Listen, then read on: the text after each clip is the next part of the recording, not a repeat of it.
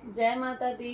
मैं पूनम अपने YouTube channel पूनम सहिता संगीत में आप सबका तहे दिल से स्वागत करती हूँ और आप सबके लिए माता रानी से प्रार्थना करती हूँ आप सभी लोग स्वस्थ रहिए, मस्त रहिए और अपने जीवन में खूब तरक्की करिए। आज हम लोग बहुत ही सुंदर रामनवमी पर भजन लेके आए हैं। आप लोग सुनिए, कैसा लगा कमेंट मुझे ज़रूर बताइएगा और वीडियो को ज़्यादा से ज़्यादा शेयर करिएगा और खूब सारा प्यार और अपना आशीर्वाद आप लोग बनाए रखिए और हमारे भजन ऐसे ही सुनते रहिए। जन में है चारों भैया, अवध में बाजे बधैया हो। जन में है चारों भैया, अवध में बाजे बधैया हो। बाजे बधैया हो, बाजे बधैया, बाजे बधैया हो, बाजे बधैया। जन में बाजे बधैया हो। जन में है चारों भैया, अवध में बाजे बधैया हो। जगमग जगमग दीप जलत है, जगमग जगमग दीप जलत है। झिलमिले होते अटरिया, अवध में बाजे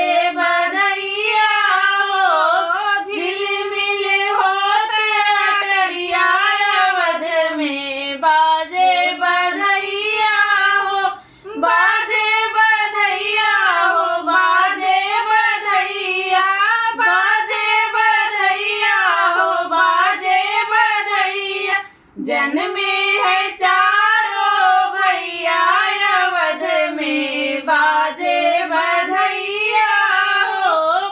जन में है चारों भैया, अवध में बाजे बधैया हो।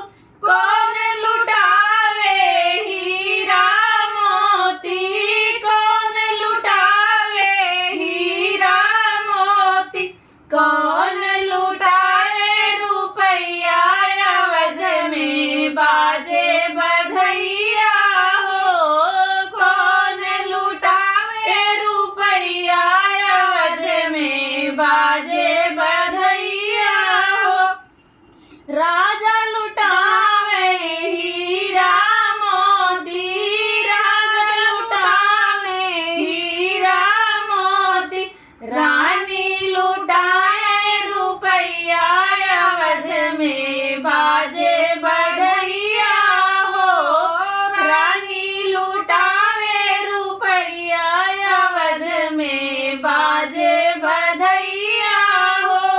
जन में है चारों भैया, अवध में बाजे बधैया हो। जन में है चारों भैया, अवध में बाजे बधैया हो। ढोल मृदंगा ताल सब बजावे, ढोल मृदंगा ताल सब बजावे। नाचत अवध में बाजे बधैया हो।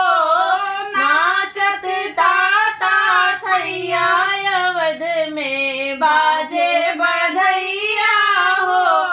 जन में है चारों भैया, अवध में बाजे बधैया हो।